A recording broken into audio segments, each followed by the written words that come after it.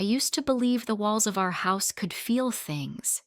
I imagined that if I pressed my ear against them long enough, they would whisper back every insult my mother had ever thrown at me, every moment I held my breath waiting for her next explosion. Maybe that's because when you grow up starved for affection, even silence starts to feel like a companion. My earliest memory is of hiding under the dining table while my mother, Linda, rehearsed disappointment like it was her native language. I don't remember what I did wrong that day, probably something unforgivable like laughing too loudly or asking her to braid my hair, but I remember her voice echoing off the floorboards. That child is impossible.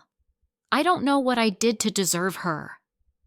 She wasn't talking to anyone in particular. She didn't need to. The air itself was her audience. Maybe I should have run out from under the table and begged her to look at me, to actually see me. But even at 5 years old, I already understood the rules of the house. Be invisible, be quiet, be less. My father, Mark, stood by the counter that day, stirring his coffee long after it stopped steaming. He didn't defend me.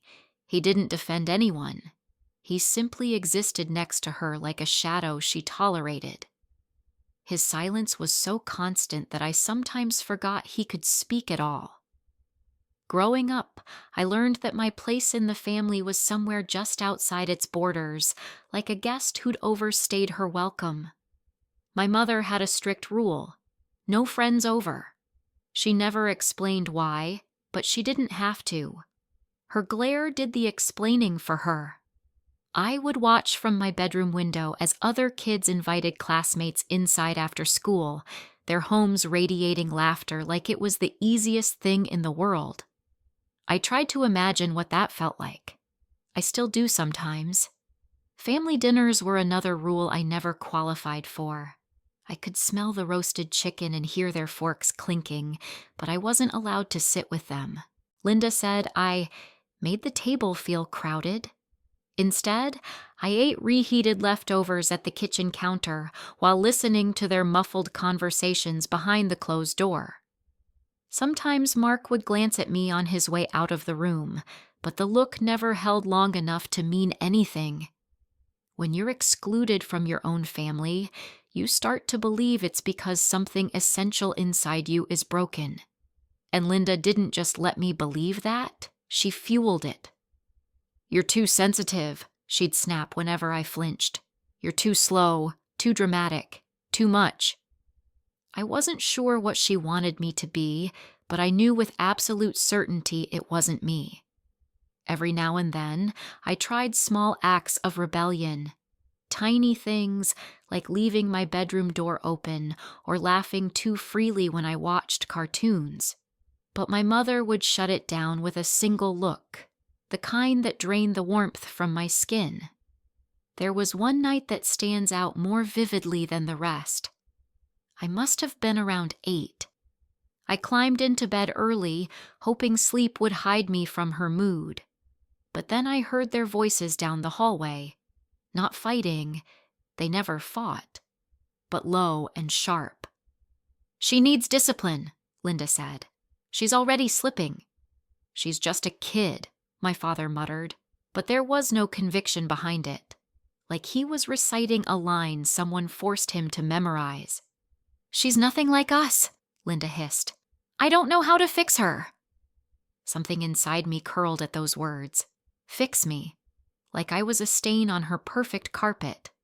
My parents didn't know I could hear them, but I did, and I wished I hadn't.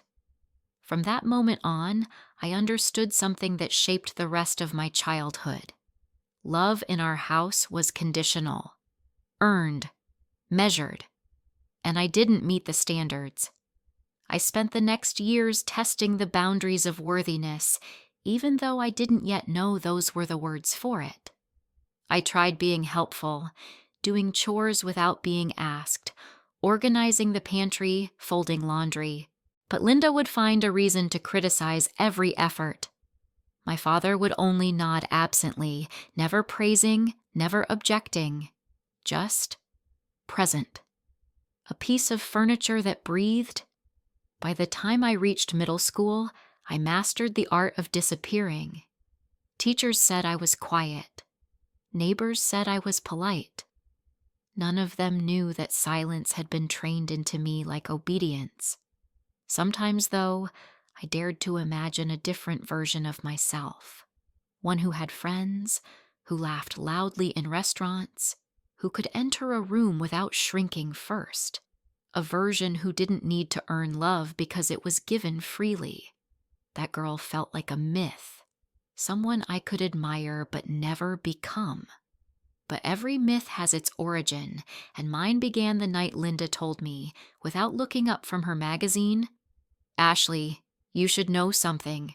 Some children bring joy into a home. You were difficult from the start." I stood there frozen, trying to understand what I had done wrong this time. She waved her hand dismissively. "Don't take it personally. Some girls just aren't meant to be anything special." I nodded even though my throat ached. I always nodded. And she returned to flipping pages, satisfied with the wound she'd opened. It took me years to realize that moment planted the seed of who I would become. Not the broken girl she expected, but someone who would one day build a life far beyond the narrow world she forced me into. Back then, though, I was just a child standing in the doorway, absorbing the truth that I was unwanted. And that truth clung to me like a second skin. The first time I realized school could be an escape, I was 12. It was the only place where the rules of home didn't apply, where Linda's voice couldn't follow me down the hallway or shove me back into invisibility. At school, teachers actually looked at me when they talked. They said my name without sighing first. Sometimes they even smiled. I learned quickly that approval felt like sunlight, and I was starved for it. So I chased it. Straight A's weren't just grades to me. They were proof I wasn't the useless child my mother claimed I was. Every time I saw that red A at the top of a paper, I imagined handing it to her like an offering. "Look, Mom, look what I did. Look at me." I never said the words aloud, but I carried them around like a quiet prayer. In 7th grade, I joined every club that would have me: debate team, science club, even the after-school gardening group run by a retired teacher who smelled like soil and peppermint tea. I didn't care what the club was about. I just needed something, anything, that might impress her. I remember the night of the school talent show more vividly than anything else from that year. My English teacher had encouraged me to read one of my poems on stage. I didn't want to. My poems felt too private, too raw. But she insisted I had talent. Talent. That word felt like a foreign currency I wasn't sure how to spend. I stood on that auditorium stage with the spotlight warming my face and read a poem about a girl trying to grow a garden inside her chest. The crowd clapped. A few kids even cheered. I felt something bloom in my ribs. Pride, maybe. Or hope. I carried that feeling home like a fragile gift. Linda was in the kitchen when I walked in. I placed the tiny certificate I'd won on the table next to her coffee mug. "What's this?" she asked without looking up. I read one of my poems at the talent show," I said. "I won 2nd place." She finally glanced at the paper, then at me. Her expression didn't change. "2nd place means someone was better than you," she said. "Don't act like it's an accomplishment." I felt my chest tighten, but I kept standing there, waiting, foolishly, for her to soften even a little. She didn't. She pushed the certificate aside like it was clutter and returned to her magazine. "Trying too hard doesn't make people like you, Ashley," she added. "It just makes you look desperate." I nodded, even though my pride was crumpling inside me. I told myself I'd try harder next time, I always did. High school made everything more intense. The grades, the pressure, the invisible competition everyone pretended they weren't participating in. I threw myself into it all with a desperation no one else could see. I volunteered for committees, joined more clubs, stayed up until 2 in the morning rewriting essays that were already perfect. If someone complimented me, even a simple, nice job, I carried it with me for weeks. But nothing, absolutely nothing, cracked my mother's shell. One afternoon during freshman year, I brought home my report card, a perfect row of A's. Even Mark paused when he saw it, letting out a quiet wow while rinsing his coffee mug. It was the closest thing to praise he'd ever given me. Linda looked at the paper for all of 2 seconds. "It figures," she said.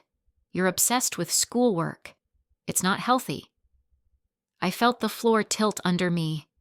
I thought you'd be proud." "Pride is for people who don't need validation every 5 minutes," she said, brushing past me. "Stop trying so hard. It won't change anything." Those words became a brand on my skin. I heard them in my head every time I studied, every time I pushed myself to achieve something. It won't change anything. But I still tried, because the alternative, admitting she was right, felt like erasing myself completely. Sometimes I wondered if she wanted me to fail, if my success threatened her somehow.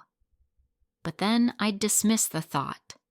Kids weren't supposed to think things like that about their mothers. I still believed deep down that if I worked hard enough, I could fix myself into someone deserving of love. There was one teacher, Mrs. Barlow, who suspected something. She'd pull me aside after class sometimes, saying things like, "You're carrying too much weight for someone your age," or, "You don't need to be perfect to have value, Ashley." Her words felt like warm hands on my shoulders, steadying me, but I never told her why I tried so hard. Shame kept my mouth closed. By 16, I had mastered the art of pretending everything was normal. I smiled when people expected it, laughed when jokes demanded it. But inside, I was stitching myself together with academic achievements and extracurriculars, hoping the seams would hold. They didn't. Not really. Because no matter how many trophies I collected, no matter how many teachers praised me, I always returned home to the same cold house, the same closed door at family dinner, the same quiet father, and the same mother who looked at me like I was a mistake that refused to disappear. That was the year I finally realized something. There was no version of me she would ever approve of. Not the straight A student, not the club president, not the girl who hid her pain behind perfect posture. Nothing I did would ever be enough. And once that truth settled into my bones, something in me began to shift, not loudly, but quietly, dangerously. The night I decided to leave didn't begin with a dramatic explosion. It began quietly, the kind of quiet that hums right before a storm, the kind that makes you feel like the house itself is holding its breath. I had turned 18 3 weeks earlier. There was no celebration, no cake, not even a happy birthday muttered in passing. Linda pretended not to remember the date at all. My father remembered, I think. He had paused in the hallway when he saw me that morning, opened his mouth like he wanted to say something, then closed it again and kept walking. Typical. I should have known something was coming. My mother had been irritated for days, moving through the house like a thundercloud looking for a place to strike.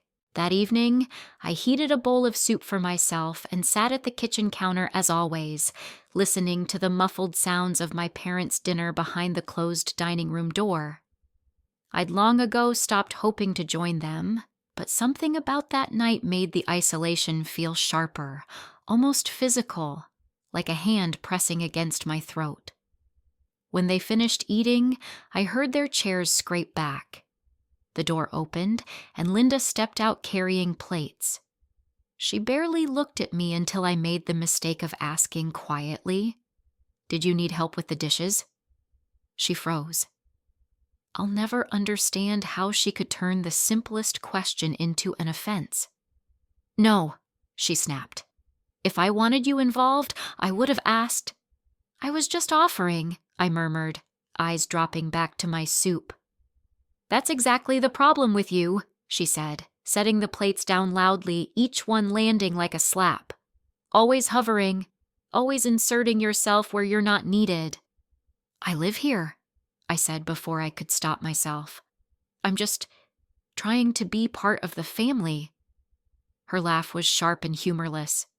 "Part of the family? Ashley, don't be ridiculous. You've always been separate." The word separate stung worse than any insult. I felt heat rise in my chest. Mark appeared behind her, drying his hands on a towel. He didn't say anything, of course. He never did. He just watched the unfolding scene with that blank, exhausted expression he wore like a uniform. Linda continued, "You're 18 now. Maybe it's time you learned to stop expecting special treatment." "Special treatment?" My voice cracked. "I eat alone. I stay out of the way. You breathe too loudly," she snapped. "You exist too loudly. You've always been a burden." There it was, the blow she'd been waiting to deliver. I don't remember standing. I don't remember the bowl of soup clattering to the floor. I only remember the sound, a harsh ceramic shatter that echoed through the kitchen like the breaking of something inside me. My mother recoiled as if I had thrown it at her. Mark stepped back, startled. "I'm sorry," I whispered, though I wasn't sorry at all. "I didn't mean to drop it." Linda's eyes narrowed. "You're out of control. This is exactly why we never included you in things. You can't handle basic responsibility." I stared at the fragments of the bowl on the tile floor, the soup spreading in a slow, messy circle. Something inside me hardened. Not anger, not sadness, but clarity. A cold, decisive clarity that whispered, "You don't have to stay here." I lifted my gaze to Mark, waiting for him to defend me, to say anything, even a single word. But he just stood there, motionless, as if he were carved from resignation. That was the moment I finally understood. He was never going to choose me, and she never had. My voice was steady when I said, "I'm leaving." Linda blinked. "Excuse me?" "I'm leaving," I repeated. "Tonight." She looked at me like I was an unruly pet announcing its own departure. "Don't be melodramatic. Where would you even go?" "I'll figure it out." She scoffed. "You can't survive without us." "That may be true," I said softly, "but I can't survive with you." For the first time, a flicker of something passed across Mark's face. Worry, maybe, or guilt. Hard to tell. But he still said nothing. I walked past them, past the sink, past the dining room where I'd never been allowed to sit. In my room, I pulled an old duffel bag from the closet and filled it with the essentials: clothes, toothbrush, a stack of notebooks filled with poems I had never shown anyone. I tucked in the small envelope of cash I'd been saving from tutoring and part-time shifts at the local cafe. It wasn't much, but it was mine. When I walked back through the living room with the duffel over my shoulder, Linda didn't try to stop me. She just said, "You'll be back. People like you always come crawling back." I paused at the door. "Goodbye," I said. Not, "I love you." Not, "Thank you." Just, "Goodbye." Mark opened his mouth, but I didn't stay to hear whatever half-formed thing he might have said. I stepped outside and closed the door behind me, the click of the latch sounding strangely final. The night air was cold, but it felt cleaner than any breath I'd taken inside that house. I walked down the driveway, duffel strap digging into my shoulder, heart pounding not with fear, but with something dangerously close to hope. I didn't have a real plan. I didn't have a safety net. I had a little cash, a phone with a cracked screen, and a belief, fragile but fiercely alive, that my life could be different from the one I had been given. As I reached the end of the street, I glanced back once. No curtain moved. No silhouette stood in the doorway. No one called my name. For the first time in my life, I wasn't surprised. I turned the corner. I didn't look back again. Freedom didn't feel like triumph on that first night. It felt like standing on a cliff with no idea how far the drop was. I rented a tiny room above a thrift store after seeing a handwritten sign in the window, "Room for rent. Cheap. Must be quiet." Quiet was the one skill I had mastered. The room was barely big enough for a bed and a narrow desk, and the window rattled when the wind blew, but it was mine. Mine. That word tasted strange at first, like something I wasn't meant to have. I remember lying on the thin mattress that first night, staring at the cracked ceiling and waiting for Linda's voice to seep through the walls. It took weeks before I stopped expecting her to barge in and demand something from me. The first year alone was messy, exhausting, and terrifying. I took the first job I could find, washing dishes at a poorly lit diner that smelled like burned coffee and old grease. My hands were always pruned, my fingers nicked by chipped plates, and the manager yelled so loudly you could hear him from the parking lot. But I worked. I worked because the alternative was going back. I survived on instant noodles, bruised fruit from discount bins, and free staff meals when the cooks didn't burn the burgers. Some nights, I cried quietly into my pillow, not because I regretted leaving, but because the world was bigger and harsher than I had imagined. When you grow up isolated, you don't realize how much you don't know. Money disappeared faster than it came in. I walked everywhere to save on bus fare. I bought second-hand clothes that didn't quite fit. I learned how to mend tears with cheap thread and a safety pin. But slowly, painfully, I adjusted. My escape became the kitchen. Not the diner kitchen, which was a battlefield of insults and clattering pans, but the restaurants I wandered past on my days off. I would press my face against the windows, watching chefs move with a focus and grace I envied. They shouted, but not in cruelty. They created. They belonged to something. I didn't yet know that food would one day save me. But the turning point came the night I accidentally knocked over a stack of pans while taking out the trash. I braced myself for screaming, ready to shrink the way I used to at home. Instead, one of the line cooks, a man named Javier, laughed and said, "You're like a newborn deer on roller skates." Then he showed me how to carry the pans properly. It was the first time in my life that a mistake didn't make someone lash out. I began asking questions. What's this spice? Why do you cook steak one way and fish another? Why does everyone freak out about risotto? Javier answered when he had time, amused by my fascination. Eventually, he convinced the head chef to let me prep vegetables on slow nights in exchange for extra meals. That was the first time I held a real chef's knife. It felt heavy, but right. Soon, I learned how to dice onions without crying, mince garlic quickly, and hold a pan so it didn't tip.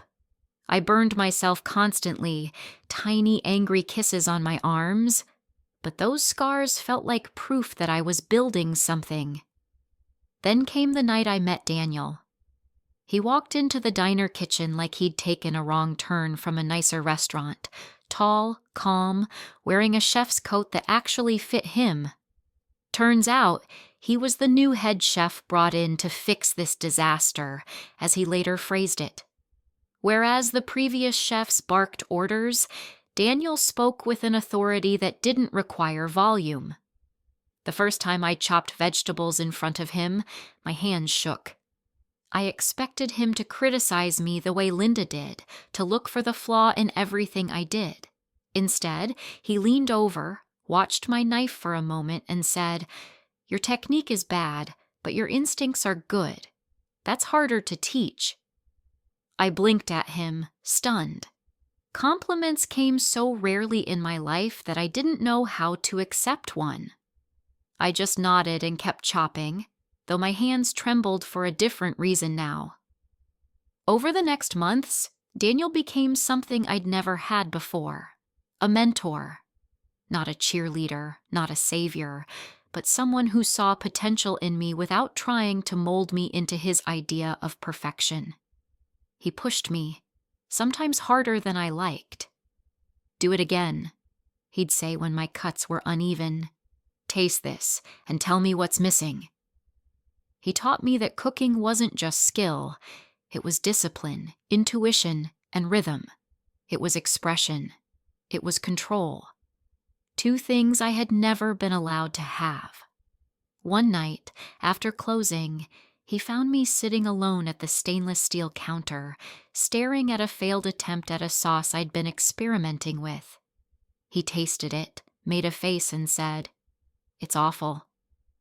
I deflated, ready for disappointment to wrap itself around me like it always had. Then he added, "But it's a start. You've got potential. Don't waste it." Those words hit harder than any insult I had ever received. Potential. Me. I didn't understand why he believed that, but I clung to it like a life raft. Under Daniel's guidance, I learned to coach my trembling hands into steady ones. I learned to taste deeply, to find stories and flavors the way some people find meaning in books. I learned to show up, even when I was exhausted, bruised, or doubting everything. The kitchen became my first real home. The people inside it became my first real community. And slowly, over years of long nights, burns, failures, and small triumphs, I began to build a version of myself I had never thought possible. Someone capable. Someone wanted. Someone with a future. I wasn't successful yet. Far from it, but for the first time in my life, I wasn't surviving because of someone. I was surviving because of myself. And that, more than anything, felt like freedom. There's a strange kind of loneliness that comes with ambition, one that feels sharper than the loneliness of being unwanted. When you chase something bigger than yourself, you begin shedding parts of your old life like dead skin. People drift away. Habits change. You become unrecognizable, even to yourself. My climb began quietly in the dim back corners of restaurant kitchens, long after the last customers left. While the others headed home, I stayed behind to practice knife skills, rework sauces, experiment with dishes Daniel encouraged me to try. Most nights I left the diner smelling like garlic, onions, smoke, and exhaustion. But I didn't mind. For the first time in my life, effort didn't feel like something I had to justify. It felt like purpose. Daniel noticed my determination. Eventually, he pulled me aside one night when we were scrubbing down the counters. "You shouldn't stay at a place like this forever," he said. "You're outgrowing it." I stared at him, soap running down my arms. "Outgrowing it? You have the discipline most people never develop. And the hunger." He paused, drying his hands. "Let me talk to a friend. There's an opening at a better place across town." A better place? Across town? The idea felt impossible, like he was offering me a star to hold. But Daniel didn't say things he didn't mean. 2 weeks later, I stepped into the kitchen of a small but respected bistro, a place with clean white tiles, polished steel, and cooks who moved like dancers. I felt out of place immediately, like a stray cat wandering into a jewelry store. But the head chef, a stern woman named Valentina, didn't care about my insecurities. She cared about my hands, my palate, my discipline. She watched me chop vegetables, tasted my attempts at basic sauces, and finally said, "You work hard. That's rare. Don't waste it." Hard work, the one skill my childhood had sharpened to a blade. Days turned into months. I enrolled in a hospitality and management course at the community college, attending classes during the morning and working through the evenings. My schedule was brutal. Some days I felt like I was held together by caffeine and stubbornness, but I pushed through because I had discovered something new. I loved learning, not for a grade, not for praise, but because every new skill felt like reclaiming a piece of myself Linda had tried to crush. I studied culinary arts, sanitation protocols, menu design, business fundamentals. I learned how to read people, customers, staff, investors, and how every restaurant had its own heartbeat. I learned that success wasn't a miracle. It was math, timing, vision, obsession. And I was obsessed. Years passed in a blur of chopping, reading, burning, fixing, tasting, failing, improving. My notebooks filled with recipe ideas, business concepts, sketches of floor plans, cost breakdowns. I didn't just want to cook. I wanted to build something. I wanted a life that was undeniably mine. But dreams cost money. Money I didn't have. So I picked up extra shifts, took on catering gigs, and saved every dollar I could. I lived in worn apartments with thin walls and noisy neighbors, choosing rent I could afford rather than comfort I'd regret. I bought second-hand textbooks. I walked in rain, snow, heat, anything to avoid spending on bus fare when I could save an extra few dollars. Eventually, my work at the bistro helped me land a sous chef position at a trendy new restaurant. The pace was brutal, the clientele demanding, the standards merciless, but the kitchen was alive, electric. I thrived there in ways I had never thought possible. One evening during service, as I plated a dish with trembling precision, the owner, a sharp-eyed businesswoman named Harper, leaned over my shoulder. "You care about this," she said, "more than most young chefs. Why?" It wasn't a question I expected. I answered honestly, "Because food makes sense. People don't." She studied me for a moment, then nodded. "Keep that fire. It'll take you far." Her words stayed with me for months. By 26, I had built a reputation for reliability, creativity, and an almost obsessive work ethic. It was enough to catch the attention of 3 small-time investors, food enthusiasts with money to spare. They had seen my dishes at a charity event and sought me out afterward. "Have you ever considered opening your own place?" one of them asked. Considered? I had dreamed about it every night for the last 5 years, but I didn't let my excitement show. "Yes," I said carefully. "I have a concept." When they asked to hear it, I opened my notebook to the page I'd rewritten 1,000 times. My hands were steady. My voice didn't crack. I wasn't the girl seeking approval from someone who would never give it. I was a woman who knew exactly what she wanted. A week later, they agreed to fund a modest but stylish restaurant on the outskirts of the city. Nothing fancy, nothing huge. But it was a beginning. My beginning. Opening day was chaotic, beautiful, terrifying. I remember turning the key in the front door before sunrise, the smell of new paint and polished wood filling the air. The kitchen gleamed. The tables were set. My staff, small but loyal, waited for instructions.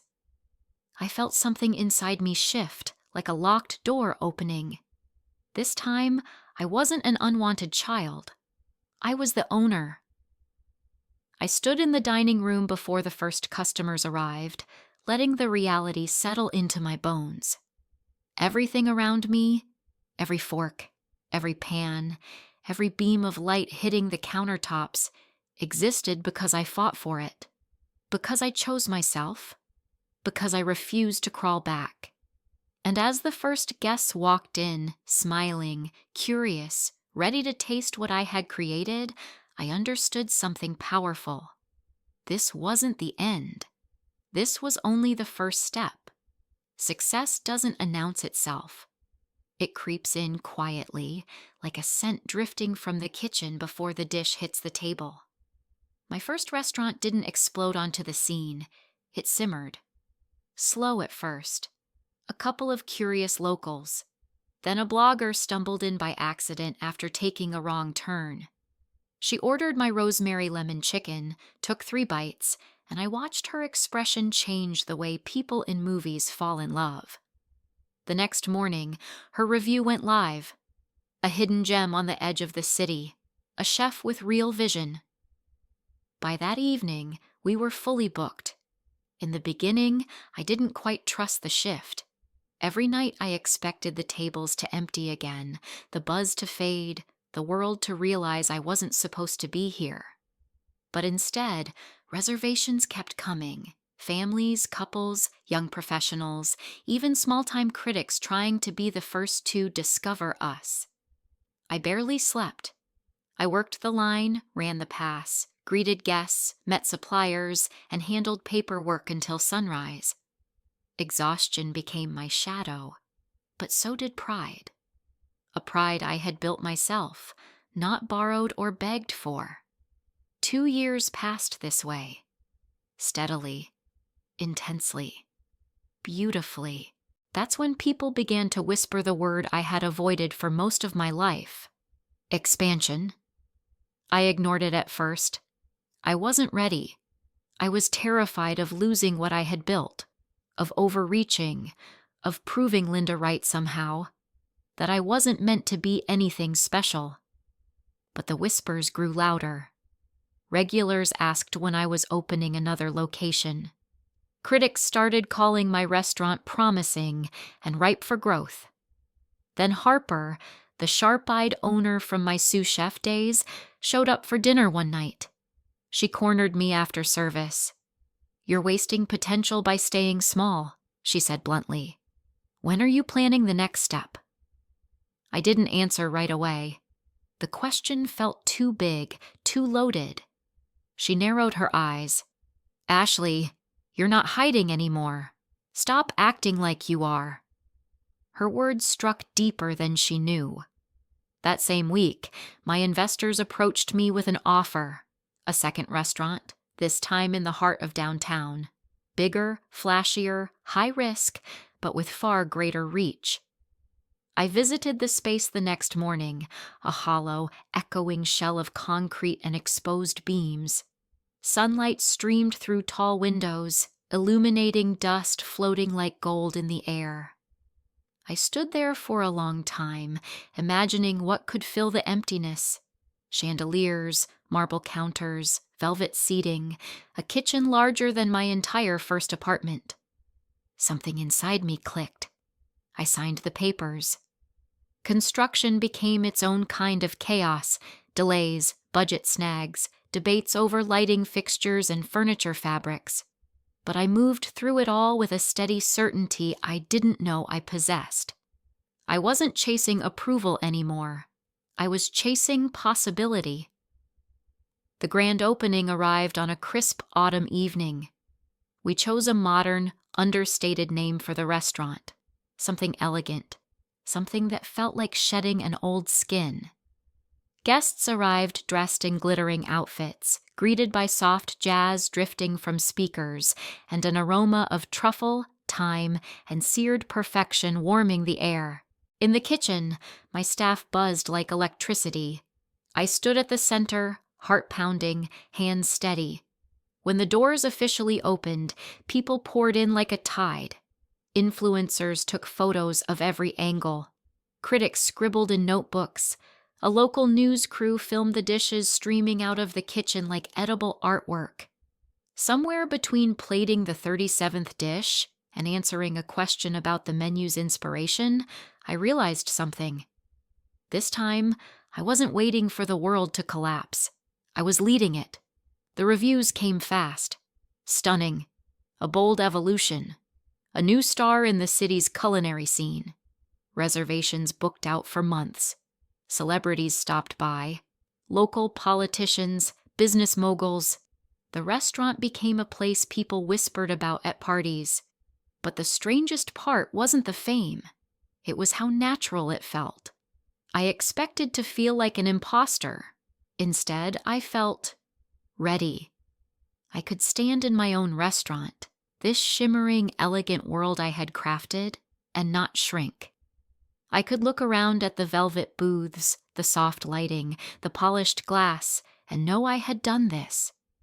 I had built something beautiful, something undeniable. Sometimes, late at night after closing, I walked the dining room alone, my footsteps soft against the marble floor. I would run my fingers along the tables, straighten the silverware, breathe in the faint lingering scent of herbs and wine. In those quiet moments, I spoke to the girl I used to be, the one who ate alone in the kitchen while her mother and father shut her out. "Look at us now," I'd whisper. The success didn't fill the old wounds, but it gave them a purpose. Every insult, every lonely dinner, every moment of feeling unwanted had pushed me here, toward something that was entirely mine. But even as I thrived, one thing remained true. I never expected my past to collide with the world I built. Not here, not in this restaurant. Not when I had finally stepped into the life Linda always claimed I'd never have. I didn't know it then, but the encounter that would shake everything was already on its way. Walking toward me, one reservation at a time. For most of my adult life, I pretended Linda didn't exist. Not out of hatred, though there was plenty of that buried under the surface, but out of necessity.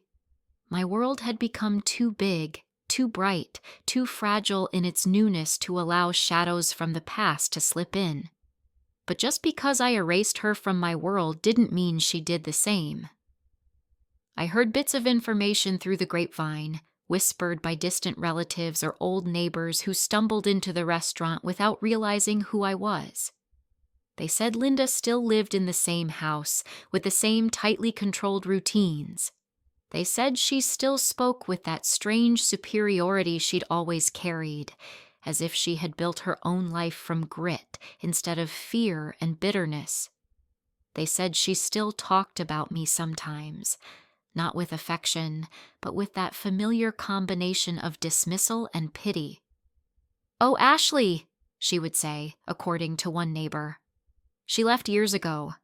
I think she moved around, drifted, got into some kind of trouble. Nothing came of her. It's sad, really." Sad. That word always made me pause. Not because it hurt coming from her lips, but because it revealed exactly how thoroughly she had rewritten the story in her own mind. Linda had always needed to be the victim, the martyr, the center of her own tragedy. In her world, I didn't leave because she suffocated me. I left because I was flawed. In her world, my absence was a phase, an act of rebellion that would one day end with me crawling back to her doorstep. And in her world, she was right about me, until she wasn't. As my restaurants grew in reputation, there were moments, fleeting but sharp, when I wondered if she would ever recognize my name somewhere, in an article, a review, a headline. But she remained in her bubble, a world constructed from denial and selective memory, a world where her daughter never became anything. Sometimes I imagined her reaction if she knew the truth. Would she be shocked, proud, envious? I doubted pride was possible. Envy, though, that seemed likely. Linda always treated other people's success as a personal insult, but I pushed those thoughts aside. I had no intention of reconnecting. I didn't want closure. I didn't need it. The life I had built was the closest thing to peace I had ever known. So I focused on work, on the perfection of each new dish, the training of my staff, the refinement of service. I poured myself into the world I controlled, not the one I escaped. Meanwhile, Linda lived in the same house, with the same wallpaper, same muted conversations, same carefully curated social circle of women who sipped tea and gossiped because they had nothing else to do. Linda thrived among people who validated her delusions, women who complained about their children, who compared home decor, who pretended their lives were grander than they truly were. Among them, she played the role of the silent sufferer. "Ashley never appreciated what I did for her," she would say, according to another neighbor. "Some children are just ungrateful." Ungrateful. If only she knew how grateful I was for the distance. One afternoon, about a year after my second restaurant opened, I overheard two guests at the bar talking.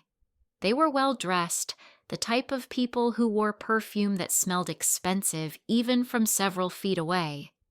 They chatted about Linda, who apparently attended the same social club as they did. "She still talks like she's better than everyone," one woman said, swirling her wine. "I know," the other replied. "She acts like her daughter disappeared into some gutter years ago. Poor thing." I froze mid-step. They were talking about me, but the tone wasn't mocking. It was pitying.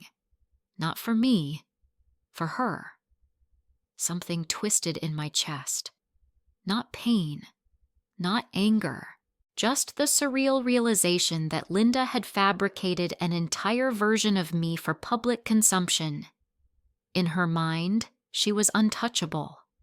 She had created a universe where she was always the wronged one, always the one left behind by a daughter who wasn't good enough, smart enough, strong enough. She lived in a world where I failed, and she liked it that way. But life has a strange sense of timing. A few weeks later, I received a message from my manager. "A well-dressed group of women asked about reservations next month. One of them mentioned your last name. I think they know you." My stomach tightened. There weren't many people with my last name in this city. It had to be her. I tried to tell myself she wouldn't come. She never cared about food, never cared about experiences outside her control.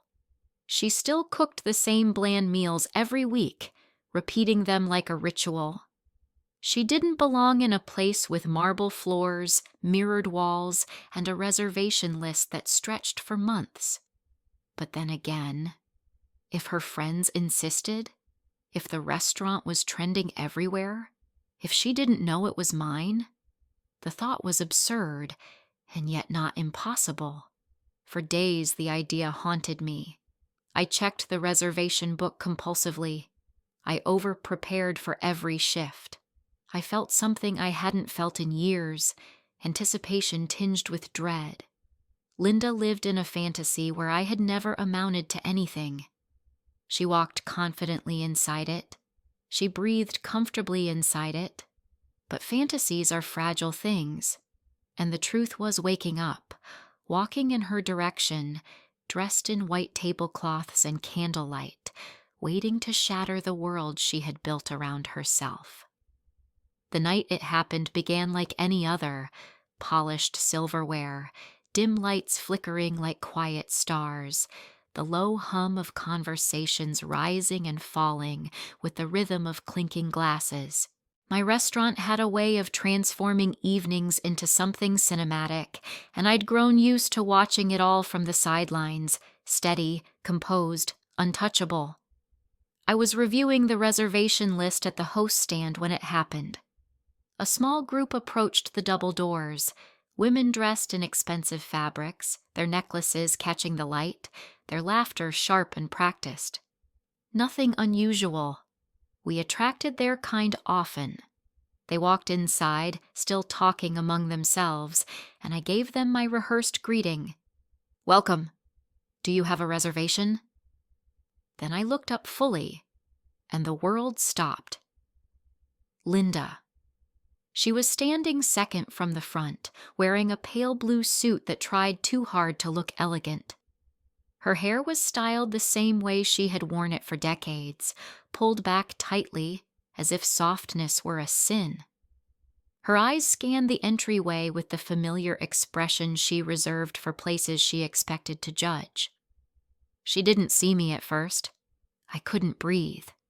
Something deep inside me, something I thought had been buried under years of independence and success, shifted violently awake.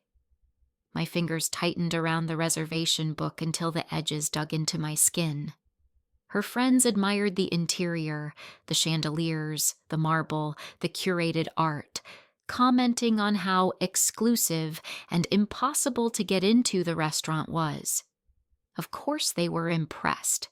The place was built to impress. But Linda didn't bother with admiration. She looked around like she was searching for imperfections. Then her gaze landed on me.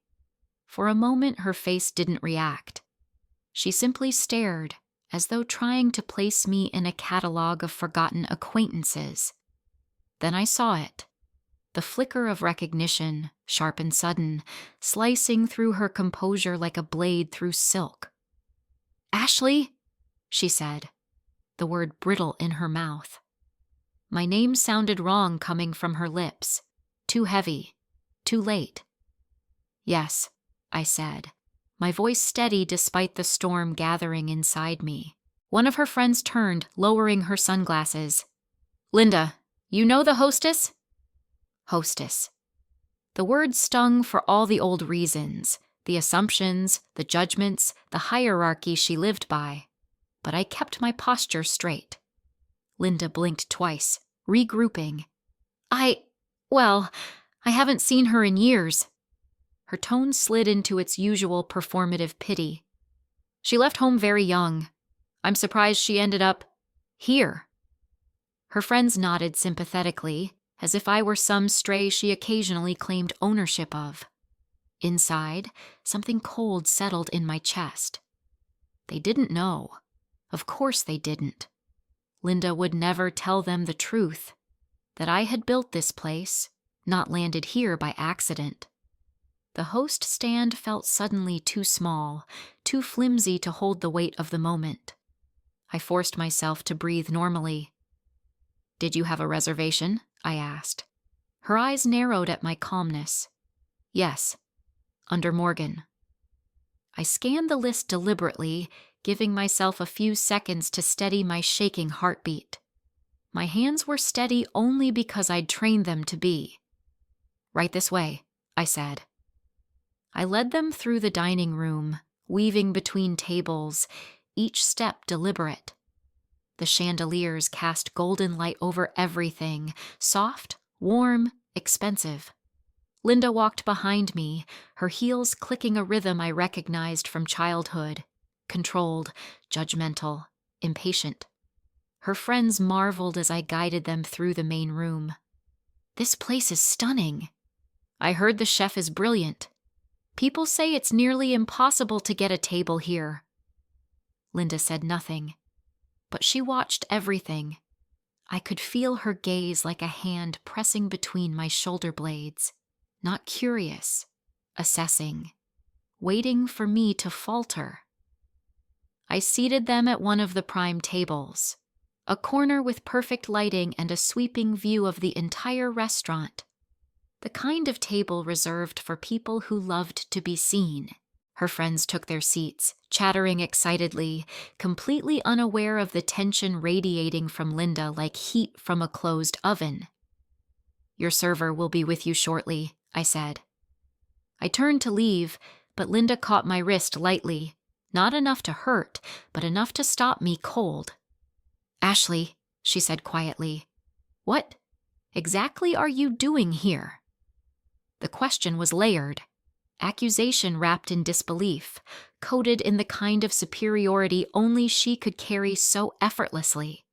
I met her gaze, refusing to shrink. "I work here." Her friends gave sympathetic smiles, as if to say, "How nice that you're doing something productive with yourself."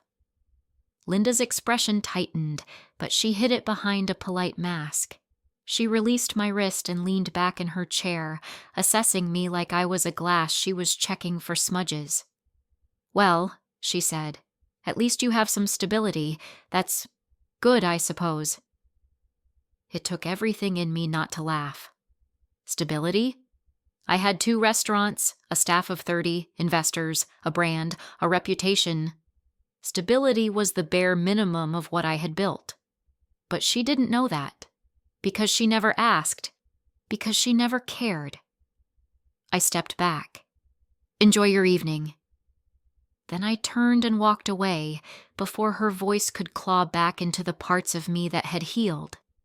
Back at the host stand, I gripped the edge of the counter and exhaled a breath I wasn't aware I had been holding. The room blurred for a moment. A swirl of candlelight, wine glasses, murmured conversations. She was here, Linda, in my world, in the life she had insisted I would never have. In the restaurant she would have sworn I couldn't possibly own, and she had no idea, not yet. But the truth was coming. I could feel it rising inside me like a tide, because the encounter was only the beginning. The conversation, the real one, was still waiting. For the next 20 minutes, I stayed away from Linda's table, not because I was afraid, though a distant echo of old fear stirred somewhere deep in me, but because I wanted the moment to unfold on my terms. I wanted space, clarity, control. 3 things I never had in that house. 3 things I refused to surrender now. I watched from across the room as their server approached, took orders, poured wine. Linda sat stiffly, barely touching her menu. Her eyes kept drifting around the restaurant as if she were searching for imperfections to soothe herself with, and failing. I could tell exactly when the truth began to whisper at her. It was the way she scanned the staff, noticing how they glanced at me with respect, the way customers greeted me by name, the way I moved through the restaurant with the kind of authority you can't fake or borrow. Her world was wobbling, even before I walked back toward her. I approached after dessert menus were dropped off, my steps quiet but deliberate. The dining room glowed with warm light, but around her table the air felt sharper, colder, pulled tight like a high-tension wire. Linda looked up when I stopped beside her. "We need to talk," she said. Her voice was firm, but her eyes, those calculating, assessing eyes, held something unfamiliar. Uncertainty. "What would you like to talk about?" I replied. Her friends shifted uncomfortably, sensing the shift in temperature. One of them cleared her throat. "Maybe we should give you 2 a moment." "No," Linda interrupted quickly, laying a hand on the table. "Stay, it's fine." Of course she wanted them to stay. She always needed an audience. I folded my hands in front of me. "What did you want to ask?" Linda inhaled slowly. "I just want to understand." Her gaze flicked up and down, taking in my posture, my clothing, the confidence in my stance. "How did you end up here?" Her tone made "here" sound like a ditch. "This is my restaurant," I said calmly. Her friends froze. One of them blinked so hard her mascara-laden lashes nearly stuck together. Linda stared at me with a strange disconnect, like her brain needed a moment to translate the words. "What do you mean?" "I mean this restaurant," I said, gesturing around us, "is mine. I designed it, built it, run it. I own it." One of her friends gasped softly. The other whispered, "Oh my God." But Linda didn't gasp or whisper. She didn't even blink. She simply narrowed her eyes, searching for the lie she was certain must be hiding beneath my words. Finally, she said, "Don't be ridiculous." "It's true," I replied. If you look at the business license, the menus, the press articles, you'll see my name." She let out a short, sharp laugh. "You're telling me you manage a place like this?" "I don't manage it," I corrected. "I built it. There's a difference." Her friends looked between us, confused and fascinated in equal measure. Linda leaned forward, lowering her voice as if she were trying to regain control of the narrative. "Ashley, if you're working here, that's nothing to be ashamed of. Truly. But pretending you own it? That's unnecessary." I felt a hollow, almost amused calm settle over me. "Follow me," I said. I led the group a few steps toward a framed article hanging on the nearest wall. A magazine review, front page, featuring a photo of me in my chef's whites. "Ashley Morgan, the vision behind the city's hottest new dining experience." Her friends gasped again, louder this time. Linda didn't speak. She simply stared at the photo, her posture rigid, as though her spine were bracing for impact. I returned them to their table. "Now," I said, "was there something else you wanted to ask?" She opened her mouth, closed it, opened it again. Finally, she managed, "Why didn't you tell me?" The absurdity of the question nearly knocked the breath out of me. "As if you would have cared," I replied. Her jaw tightened. "I'm your mother." "No," I said softly. "You're the woman who raised me." "That's not the same thing." A crack appeared in her expression, tiny but real. "You think you can speak to me this way?" she hissed. "Yes," I said, "because you can't take anything from me anymore." Her friends stared with wide eyes, hands frozen around their wine glasses. None of them dared interrupt. Linda exhaled shakily. "So what now? You want what? Gratitude? An apology?" "No," I said. "I don't need anything from you." She looked wounded, not because she cared, but because she wasn't used to being irrelevant. I straightened my jacket. "There is one thing, though." Her chin lifted, waiting. "Unfortunately," I said gently, professionally, "you're not an eligible guest tonight." Her eyebrows drew together. "What are you talking about?" I let my gaze drop deliberately to her outfit, elegant in her world, but not for mine. "Our dress code requires formal evening attire," I explained. "Your outfit doesn't qualify." Her face went pale. Her friends froze. "You're asking me to leave?" she whispered. "I'm not asking," I said. "I'm informing you. It's policy." Her lips tightened. Her hands curled on the table. My tone remained calm, almost soft. "I'll have the staff pack up your meals to go." Her friends exchanged helpless glances. They stood slowly, unsure whether to apologize or follow her lead. Linda rose last. She didn't threaten. She didn't shout. She didn't cry. She simply looked at me, really looked at me, for the first time in my life. "You've changed," she said quietly. "No," I replied. "I've grown. There's a difference." She held my gaze a moment longer, then turned and walked out, each step echoing through the dining room like a closing door. Not of the restaurant, of us. The silence that followed wasn't heavy. It was clean. I didn't watch Linda walk all the way down the street, only until the doors swung shut behind her, cutting her figure from the warm light of the dining room. The moment she vanished, the air inside the restaurant felt lighter, as if someone had cracked open a window after years of stale breath. My staff scattered silently, returning to service with an unspoken understanding that something monumental had just happened.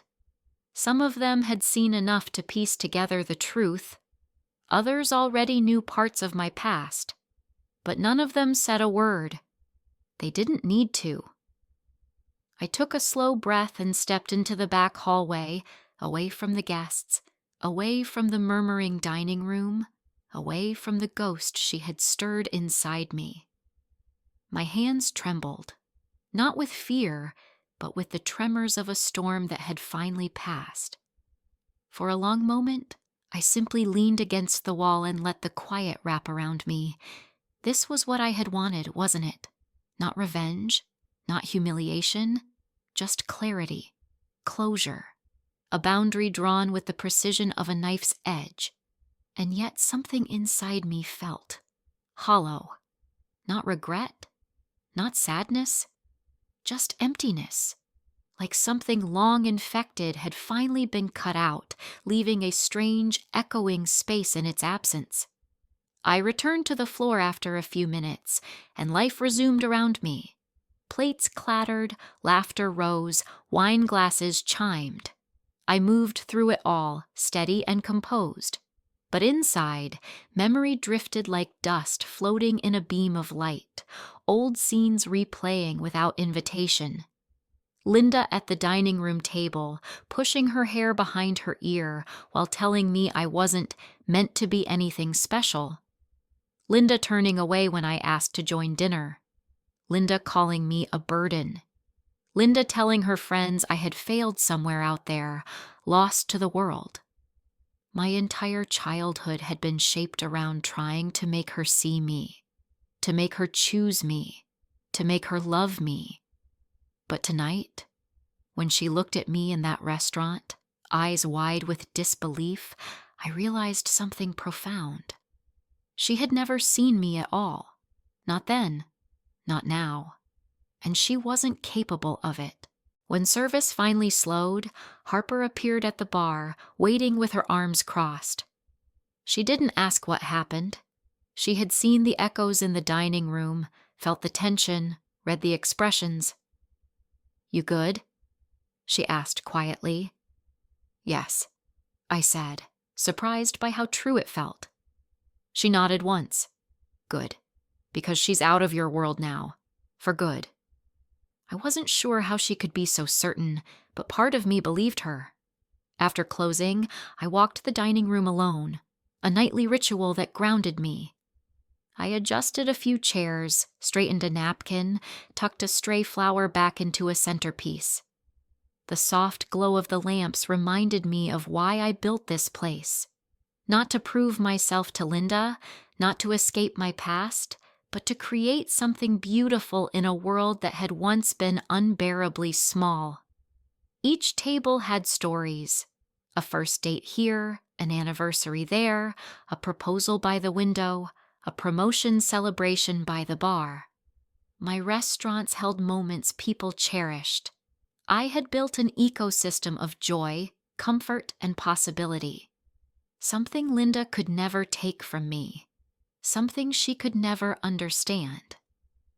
As I walked toward the host stand, I noticed something on the marble surface, my reservation book, still open to the page with her name. Morgan, 7:30. Her handwriting wasn't on it, but somehow the words felt like a relic, a reminder of the moment our two worlds collided for the final time. I closed the book slowly. That part of my story was done. Outside, the city hummed. Car engines, distant music, laughter drifting from nearby bars. I stepped out onto the sidewalk, letting the cool night air brush against my skin. The sky stretched wide above me, open and unjudging. Somewhere out there, Linda was walking home in silence, surrounded by the friends who had witnessed her illusion shatter. I wondered if she was angry, embarrassed, lost. Maybe all three, maybe none. Maybe she didn't feel anything at all. But I knew one thing. For the first time in her life, she was confronted with the truth, not the distorted version she constructed, but the real, undeniable, unforgiving truth. I had survived her. I had surpassed her, and I had done it without her. A cab drove past, splashing light across the pavement. I watched it go, then turned back toward the glowing restaurant behind me. My restaurant, my creation, my life. As I stepped inside again, Something peaceful settled in my chest. Not triumph, not vindication, but a quiet acceptance. Linda might feel emptiness tonight, but my emptiness? Mine wasn't a wound. It was a clearing, a space where something new could grow, a future I had earned, a world I had built, a life that finally undeniably belonged to me.